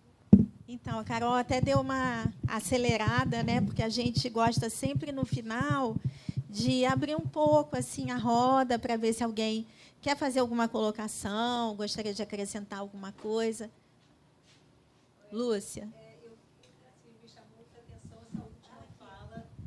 essa última fala aqui da Carolina. Me chamou muita atenção, até porque eu mais recentemente li um livro, até que eu comentei com a doutora Patrícia, que é O Perigo de Estar Lúcida, onde aparece ali, ela fala de muitos autores, inclusive, que, assim, alguns até eu falei, cara, eu nem sabia, uma coisa que você fica assim, sabendo que é um mundo muito particular daquelas pessoas que tão conhecidas da literatura e daquilo, mas que tinham, sim, todas um comprometimento, mas que aquilo era a forma dela viver, é o mundo delas, sair daquele mundo que não era bom e entrar no mundo particular delas da literatura. Isso, eu fiquei muito fascinada com aquilo tudo. Quando eu comecei a ler, eu comecei assim, gente, olha que coisa, quanta coisa boa que eu estou descobrindo aqui. E foi muito bom até. E aí essa fala me chamou muita atenção quando você fala disso. A sua também, claro, todas foram importantes, mas essa coisa, principalmente as mulheres, né? Quando elas vivem as suas angústias, as suas ansiedades, e que a literatura é meio que uma tábua de salvação aí, que não tem como dizer que não, que é, sim. Tá, parabéns a vocês, parabéns, parabéns, parabéns. Muito obrigada. Você se reconhecer, né, no personagem. E só acrescentando que tem muitos livros sobre isso, né? Por exemplo, eu estou com um lá, só que ele é um pouco grande, eu não tive tempo de ler, devo ler nas férias, mas é o Diário de uma Bipolar.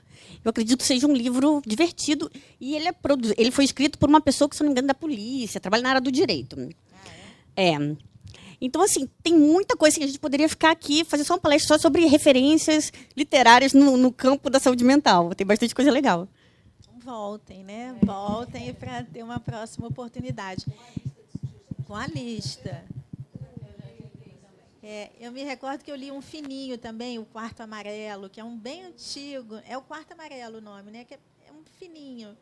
É o Quarto Amarelo? Papel de parede amarelo. Papel de parede. Sabia que tinha alguma coisa que... Mas amarelo eu me lembro. Que é justamente isso. É um enlouquecimento de uma mulher ali aprisionada, não é? É uma história também assim que se passa... num tempo anterior, que também ela faz esse relato do como ela se sentia sufocada, e é bem fininho, bem rapidinho. Alguém mais quer falar alguma coisa? Gustavo? Legal a oportunidade de estar escutando as experiências de vocês. Eu sou estudante de psicologia, colega da Patrícia na faculdade. É muito bacana escutar as vivências de vocês e ainda transformadas em poesia, em arte. Eu acho que esse tipo de escrita faz a gente transcender assim, a nossa reflexão, não só para o que está literalmente escrito, mas a gente sempre tenta aprofundar no entendimento da mensagem que está sendo passada. Então, obrigado pela oportunidade. E até assim, fazendo referência até à minha filha, né, que a gente conversa muito, e eu percebi assim, uma evolução grande nela, né, Elisa? Não vou contar nada demais, não precisa ficar nervosa. Mas, assim, que outro dia ela estava conversando comigo como ela, hoje em dia, consegue verbalizar melhor os sentimentos dela, né? Que ela teve uma conversa com uma pessoa importante para ela também, e depois ela ficou preocupada, mas ela falou, mãe, foi importante porque eu consegui falar. Não é? Então, assim, conseguir falar, conseguir se expressar verbalmente, através da escrita, da literatura, né? Isso é tão fundamental para a gente também manter o equilíbrio, não é? Porque todos nós estamos sujeitos, em algum momento da vida, a gente sofrer alguma sobrecarga emocional e não ser capaz de lidar com aquilo. Então, é uma coisa assim que não é genética, não é nada demais, é algo inerente à nossa psique mesmo, não é? Então, a gente precisa encontrar ferramentas para poder, até vou usar um verbo assim um pouco forte, mas se salvar mesmo, né? Porque eu acho que nesse mundo assim, às vezes a gente tem que se salvar. Atualmente eu trabalho na coordenadoria do Núcleo de Apoio às Vítimas e tem dias que são muito pesados, muito pesados. Então, assim, também eu estou no momento da vida que eu estou procurando assim coisas para me salvar, porque é muito sofrimento, muito próximo, né, que dispara muitos gatilhos também. Então, acho que a literatura tem esse viés, e é um hábito, né? porque a gente precisa cultivar isso. Eu sou muito viciada em filmes. Esse aí eu já vi, né, Garota Interrompida. E até achei assim que ficou um pouco solto, assim, o diagnóstico dela, assim, quem ela era. No filme não fica muito amarrado isso, né? Talvez no livro fique melhor, né? No filme assim eu achei um pouco solto. Mas é isso. Alguém quer falar mais? Por Lugares Incríveis, que você tem aqui nas referências, também tem filme, está na Netflix, é um filme muito bom. Por Lugares Incríveis. É o nome de um site. Não, é o nome de um livro que eu indiquei aqui nas referências. Por Lugares Incríveis. Eu queria falar agora com a tua fala, eu fiquei pensando também que a gente trouxe muito a questão da escrita, digamos assim, a publicada, né? Mas essa escrita publicada, ela nasce também muito daquilo que é íntimo nosso. Então, às vezes, assim, a escrita é uma ferramenta muito poderosa para nós, humanos, que a gente sente uma necessidade de se expressar. Não precisa ser alguma coisa, muitas vezes, que você vai publicar um livro ou vai para um debate. Às vezes é alguma coisa que você está ali sozinho, que você quer elaborar uma frase, você quer falar alguma coisa para alguém. Exatamente. Então, isso é muito potente também da escrita. É claro que a gente está mostrando agora um desdobramento assim, né, do que foi isso nas nossas vidas, mas, às vezes, assim, as pessoas podem usar a escrita para ter contato consigo mesmo, sabe? Assim, sem ter essa obrigação de mostrar ou não. Talvez aquilo você se conheça a partir daquilo. E eu me lembrei muito também, até pelo que a Carol falou e pelo que você falou agora, que quando eu comecei a escrever, eu era pequenininha, mas eu me lembro um pouco disso. Assim, eu tinha vontade de falar. Quando eu comecei a escrever, assim, escrever mesmo, né?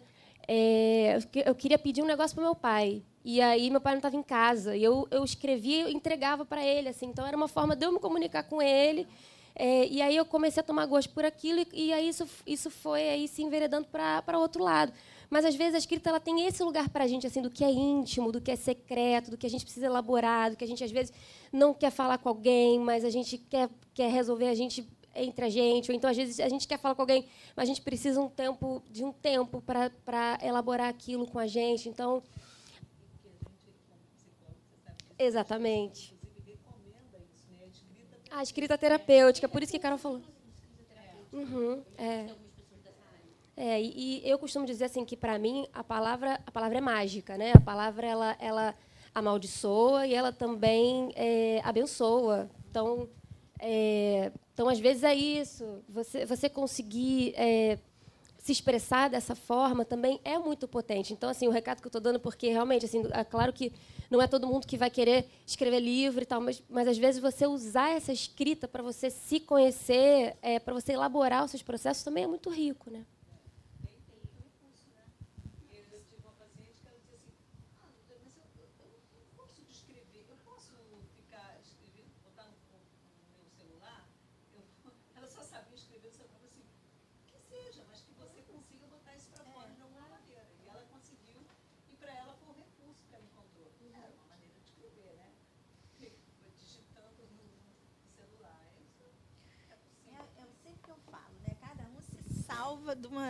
Cada um se salva de uma maneira. Eu, por exemplo, gosto de um papel. Gosto, assim, faz parte até da terapia. Ir na papelaria, comprar o papel, comprar... Não é? Aquilo eu gosto, mas se a pessoa se sente bem no celular, né?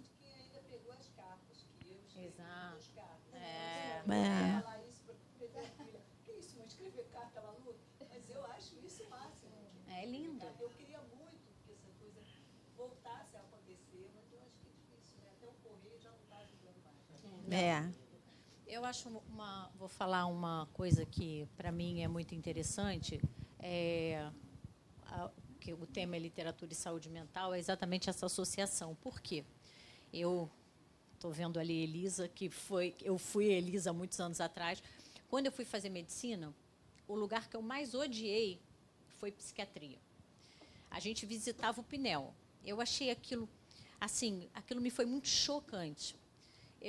A gente foi assistir, eu vou dizer o que eu vi, né? O que aquela menina viu, né? Entrou um cara normal para mim, uma pessoa normal, e aí o médico virou para ele e falou: "Seu fulano, você pode dizer o que aconteceu?" Ele falou: "Hoje eu estou muito preocupado, porque eu vou usar as palavras que não são bonitas. Eu vomitei meu estômago e caguei meu rim." gente, mas assim, uma pessoa normal, aquilo foi muito chocante para mim, sabe? E ele verbalizou aquilo de uma forma, e aí o médico conduziu aquilo. E, na verdade, com o tempo, eu fui entendendo que eu tinha tanto horror porque, na verdade, eu desconhecia. Então, o medo do desconhecido, aquilo era uma realidade que nunca tinha sido exposta. Então, na verdade, hoje eu adoro o assunto. É um dos meus prediletos. Então, na verdade, eu entendi que era o medo. Então, a literatura também, quando você associa esses dois assuntos, é uma forma de você trazer as pessoas, porque muitas vezes eu vejo, assim, vários exemplos, até já conversei com a doutora Patrícia. Às vezes chega uma criança muito especial. Aí você vê o desconforto das pessoas em relação àquela criança. A grande maioria das vezes é porque ela não sabe como lidar com a criança. Ela não sabe como falar, ela não sabe como ela deve fazer, se ela deve cumprimentar, se ela não deve, se ela deve chamar, se ela não deve. Então, o desconforto está muito ligado ao não conhecer e não saber. Então, quando a gente consegue juntar essas duas coisas, e saúde mental é uma paixão para mim, eu, então, parabenizo as meninas. Foi maravilhoso, mas, assim, acho muito importante trazer, como você fala do que aconteceu com você. Isso é muito legal, né? Acontece com você, comigo ou com qualquer outra pessoa. Então, se a gente conhecer, a gente tem uma facilidade muito maior de entender. Então, parabéns às três.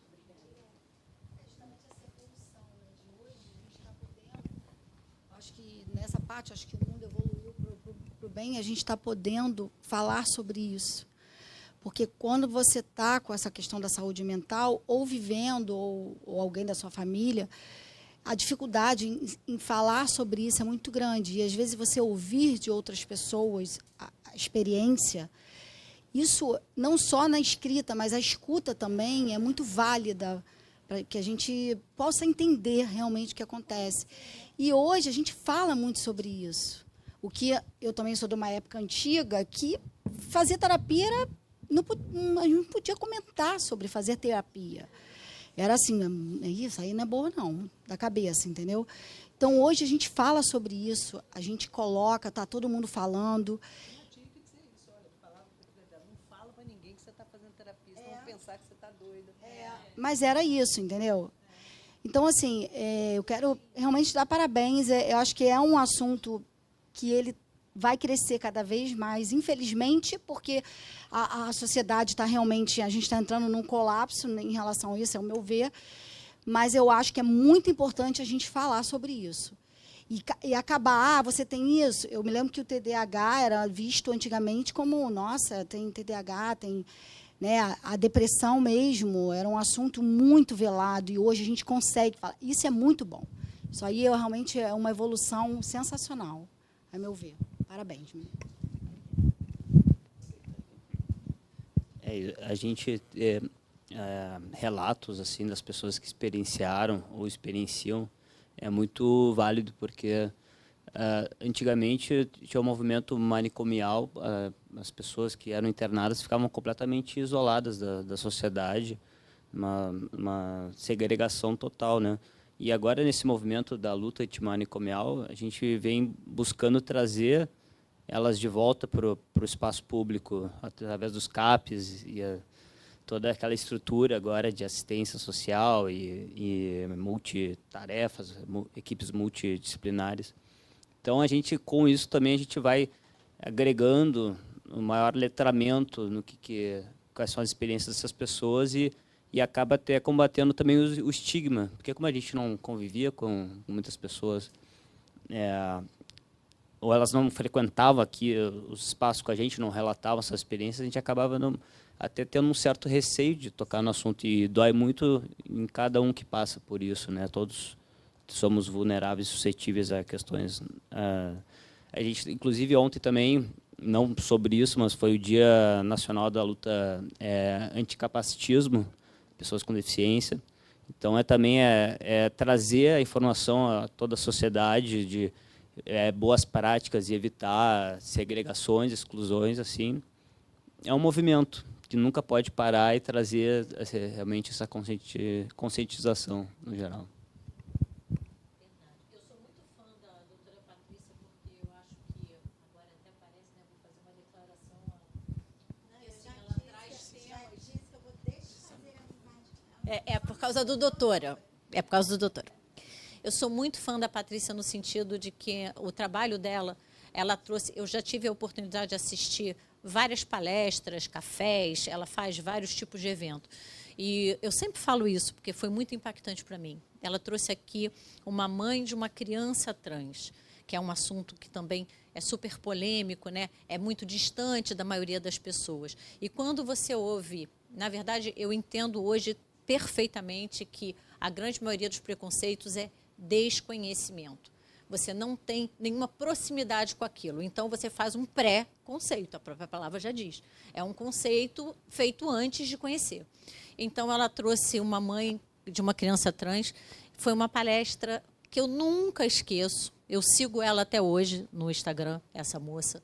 E aí, quando você ouve ela falando, na verdade, assim, ela não pede que você concorde, ela não pede que você... Ela pede só que você respeite. Então, assim, muito bom. E esse é o caminho, né?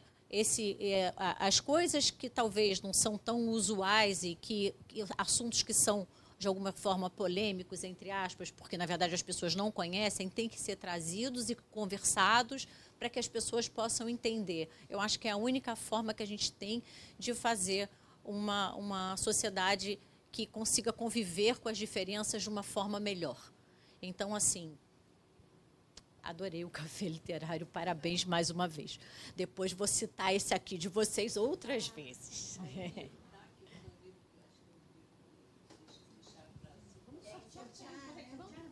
olha só, todo mundo colocou o nome na lista? Eu coloquei. Você botou, Cleiton? Botou? Não, você não, né? Elisa não botou. Que aí a gente faz aquele sorteio. Ah, é. Isso. Você botou o seu? Inscreveu? Então, está na lista.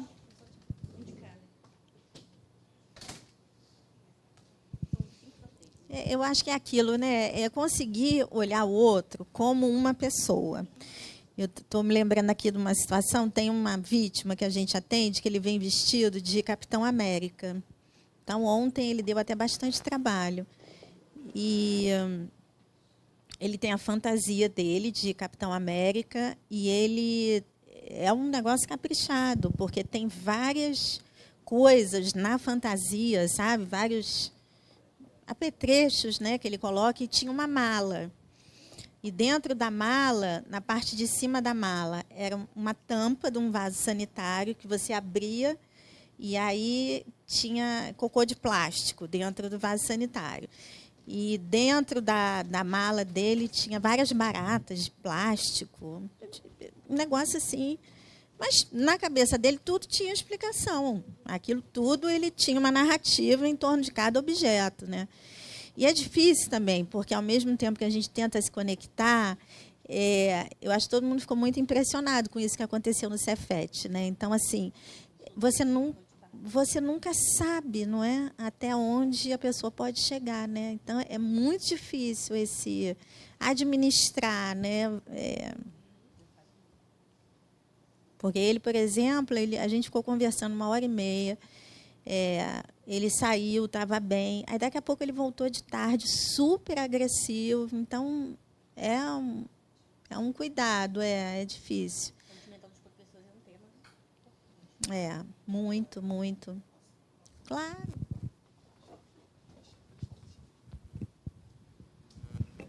A senhora falando desse caso do rapaz que estava vestido de Capitão América, né? Ontem eu estava aqui e eu tive a oportunidade de ver. Vi. E parece que ele tem uma... Depois um amigo meu me falou que ele antes tinha uma fantasia também de Homem-Aranha.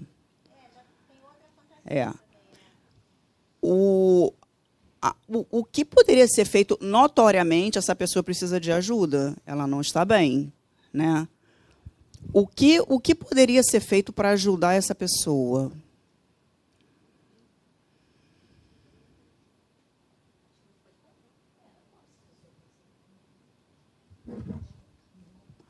Porque, assim, ela pode acabar se machucando e machucando outras pessoas, né?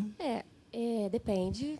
Na verdade, assim, na saúde mental a gente trabalha a partir de cada caso. Então, é claro que a gente precisa escutar o que está acontecendo e aí, a partir do que a gente ali escutou, a gente consegue desenhar uma rede de atenção psicossocial. Então, do ponto de vista público, se essa pessoa fosse tratada nos serviços públicos, existem lugares para ele ser encaminhado. Então, tem CAPs, ambulatório, outras atividades também, de esporte, de lazer, de cultura. Isso tudo tem que ser uma discussão, porque quando a gente fala em saúde mental, a gente tende a pensar só que é uma questão de diagnóstico, medicação e tratamento, mas ela é muito ampla, ela engloba toda a nossa cultura. Então, ela tem a ver com tudo, com a nossa circulação na cidade, a nossa ocupação, quem é essa pessoa, quais são os familiares dele, quais são os recursos dele. Eu acho que é uma questão de apoio dele. acolhimento, né? Exatamente. Acolhimento de uma forma integral, quer dizer, tratar com remédio, tratar com psicólogo, tratar com terapias. E também sensibilizar a sociedade para que as fronteiras da sociedade se alarguem para a gente conseguir receber essas pessoas que são ditas diferentes, entende? Assim, porque, na verdade, todo mundo é diferente, mas Sim. algumas pessoas são mais adaptadas a essa realidade do que outras. Então, a gente precisa também fazer esse trabalho de sensibilização, porque não é todo mundo que vai se comportar igual, né? Em que momento a gente intervém, em que momento não, de que forma, com quais pessoas, qual rede a gente aciona. Por isso que a gente fala que é de caso a caso. Mas uma coisa também que, para mim, sempre me tocou muito, que, para mim, é mais difícil, você falou da situação do Cefet, eu vou até fazer uma alusão agora, porque eu conhecia a psicóloga que infelizmente faleceu, ela estudou comigo na UERJ, e a outra também era uma conhecida minha, a Alane, né? Alane Laíse. Para mim, o que é mais difícil na saúde mental, estou puxando a sardinha para o meu campo, mas acho que é um debate da sociedade como um todo, é a questão da violência, porque às vezes tem ali às vezes um trabalhador de uma escola que está ali numa equipe pedagógica que a gente não sabe o que está acontecendo com ele, que é capaz de um ato de violência extrema e a gente se vê vulnerável, não sabe como é que a gente vai se proteger enquanto instituição com relação a isso, ou às vezes um usuário ou uma usuária que está em crise e que também ali, né, acaba cometendo alguns atos de violência. Eu tendo a achar que esses atos de violência, assim, eles são mais da neurose do que da psicose. Assim, tendo a achar. Posso estar equivocada, mas agora me veio. Mas, enfim, é uma preocupação. Minha preocupação é com a questão da violência, porque eu lembro que quando eu trabalhava justamente na RT, eu já passei por muitas situações e a questão da violência ela é muito presente. Então, não há uma pessoa que não tenha trabalhado numa casa, no hospital psiquiátrico, que não tenha apanhado de paciente, que não tenha se sentido vulnerável, que não tenha tomado um arranhão, um chute, sabe? Então, que não tenha sentido medo de trabalhar, que não tenha se sentido ameaçado, que, às vezes, sabe, aquilo interfere a sua saúde mental do trabalhador também que está ali. Então, é uma questão muito complexa, né, que a gente tem que, enquanto sociedade, olhar mais. Tá? Aí fica a dica também, talvez, para para um próximo café, talvez trabalhar isso. Mas eu acho que talvez seja isso, assim, né? Você olhar como um todo aquela pessoa e ver de que forma a gente aciona os equipamentos para poder ajudar. Seria mais ou menos isso. Porque você vê nessa questão do Cefet que você colocou aí, me chocou demais também. Porque feminicídio é uma coisa que parece que deu um boom agora, né? De uns tempos para cá, está sendo muito noticiado, e com essa questão da internet, esses canais de Red Pill, enfim. E você vê o que o rapaz justificou para ter feito isso foi que ele não aceitava a ordem de uma mulher. Então, assim, olha quanto trauma vem dessa pessoa, quanto preconceito, quanta, né, poderia ter sido trabalhado e não foi, né, para ter evitado a morte dessas 3 pessoas, né?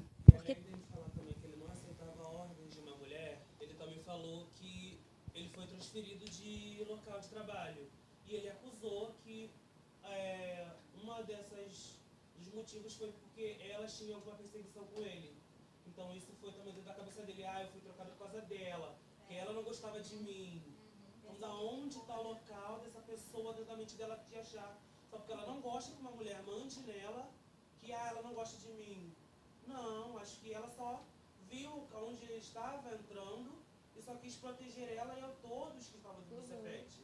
E acabou acontecendo o que aconteceu. É uma sociedade adoecida, né? Que tem, enfim, que a gente pensa no machismo, na misoginia, no racismo e tantas outras questões.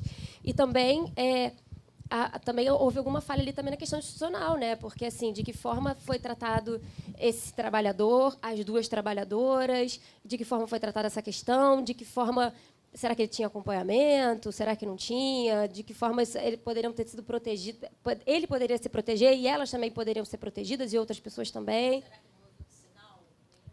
Eu pelo que eu li houve vários sinais. Enfim, e é uma questão de saúde mental gravíssima, né? Eu acho, e perpassa justamente a questão da violência, que eu acho que é muito duro quando chega nesse ponto, né? E aí a gente sente que parece que todo mundo falhou, em algum ponto todo mundo falhou em algum nível, e aí isso faz com que a gente se sinta muito vulnerável também. Eu acho que o maior desafio que os profissionais de saúde mental têm é identificar o que é patologia e o que é normatização de conduta e ajustar o que é o certo, o que não é o certo para uma concepção de poder social, enfim, e vulnerabilidade de quem sofre, né? Eu particularmente, eu acredito que tratamentos médicos, medicamentos têm seu valor também, assim, não descarto eles, assim como várias ferramentas que a gente tem na terapias ocupacionais, intervenções psicológicas. Hoje em dia tem arte-terapia, musicoterapia, é muito bacana nos CAPs, eu sei que tem muitas boas práticas disso, com bons resultados, né? Mas, enfim, esse limiar aí de a gente identificar o que é uma patologia e precisa de uma intervenção. Eu sei que os movimentos manicomial realmente já está abolido, mas e o que é o que não precisa ser intervindo e seria tu agir sobre a liberdade da pessoa, restringi-la por tu achar que a conduta dela não é o certo, né? Esse é um grande desafio que a gente tem. No caso da Cefet, será que talvez as instituições precisam sinalizar isso? O que um servidor, ao ponto de um servidor, até que ponto aquilo tem que sinalizar para vamos fazer um tratamento, espera aí, vamos vamos transferir, vamos transferir, não está dando certo, mas até que ponto, né, a gente também as instituições têm que ter um olhar aí diferenciado para isso, porque a gente nunca vai saber, de repente, o teu colega de trabalho vai ser, ou você mesmo pode ser lá, né, a gente também não sabe, né? Então, a gente ter essa como que identificar isso? A própria instituição, quando viu o problema, eu não sei a fundo assim, o que aconteceu, né? Mas sinalizar e que tipo de tratamento? Transferir, mas e aí? Chegou lá, parece que ele também deu problema lá onde ele estava. Entendeu? Até que ponto? Estanca, vamos começar um tratamento, né? Porque tem aqueles tratamentos que são voluntários, né? Que depende da pessoa, como esses todos aí, alternativos, depende da pessoa. Não adianta a gente querer alguém que se trate se a pessoa não quer ser tratada. E tem aqueles que realmente vai ter que estancar e uma medicação mais forte. Acho que a instituição vai ter que... Esse risco, acho que ele vai acontecer em todas as instituições, principalmente nesse caso, que ele não era paciente de lá. Parece que ele era uma pessoa que trabalhava lá. Quer dizer, como é que vai identificar? E a própria psicóloga, ela não tratava dele. Ele foi direto porque ele estava, claro, com delírio persecutório, tudo isso estava acontecendo. Exatamente. E aí, como que você vai julgar alguém que é uma pessoa que tem uma patologia e que está com delírio? Que vai saber que ele está com esse delírio? Ele não externou isso para ninguém. Se ele tivesse, algumas vezes, parece que ele não fez isso várias vezes, indo lá e reclamando. Parece que não. Essa coisa surgiu porque ele vinha alimentando isso. E chega lá e faz. Quer dizer, isso pode acontecer. Quem trabalhou em manicômio sabe disso. Eu trabalhei em manicômio em 1990, quando estava começando o movimento antimanicomial, que foi quando saiu a lei Paulo Delgado, que lançou isso, que começou a lutar contra isso. Então, foi um momento em que paciente saindo para fazer ambulatório chegava totalmente agressivo e Ontem mesmo eu estava falando com o doutor Eusvaldo sobre isso. O caso de um paciente que subiu a rampa lá do hospital da Jurujuba e com uma faca, e como é que passou pela segurança? Uma falha da segurança, mas aí vai dizer, quem falhou? Mas já aconteceu, e aí? Mas tem uma questão muito importante também, aí tem a ver com a luta antimanicomial, que a gente bate muito na tecla, que é o seguinte: nós não sabemos o que aconteceu com esse rapaz do Cefet. Nós agora não temos essa informação de se ele estava com delírio, se não estava. A gente pode só supor. Mas o que é difícil é porque foi um crime de misoginia. Não foi um crime de saúde mental, entende? Porque é muito fácil falar, esse cara é um maluco. Tem muito maluco que não é misógino, sabe? Tem muita gente que, às vezes, delira, que tem um monte de pira e que não vai cometer o que ele cometeu. Então, eu acho difícil também falar... A gente sempre tenta separar um pouco as coisas, entende? Ele cometeu um ato de misoginia. O que aconteceu com ele... Possivelmente, talvez, ele estivesse ali numa paranoia, num delírio persecutório. Acho que nem saberemos. Não saberemos. E assim, pelo que eu tenho notícia, eu acho que não. Acho que ele não estava com delírio persecutório. Eu acho que era uma coisa que, inclusive, estava sendo trabalhada ali na escola e foi um pouco negligente. É difícil também falar que foi negligência. Mas, assim, não deram ouvidos, por algum motivo, não deram tantos ouvidos à importância. Mas é só dizer assim, que o que fica, talvez, é o ato dele de um crime de misoginia e não a patologia, o que ele estava sofrendo. Que aí ficou mais patente, foi isso, né? O que ficou mais marcante. Só encerrando aqui, eu, inclusive, como repórter, eu tenho feito várias matérias sobre pessoas que estão sendo condenadas e tudo mais. E o mais comum lá na minha redação é que sempre chega a nota da defesa dizendo assim, mas fulano estava tomando tal coisa, misturou tal remédio com não sei o quê, não sei o que lá. Então, assim, está muito em tendência esse caminho de justificar a saúde mental para tudo. E tem que ser tomado esse cuidado de não misturar as estações. Mas, desculpa. Não, um tema interessantíssimo, né? Vale até uma roda de conversa, mas... vamos a um outro debate.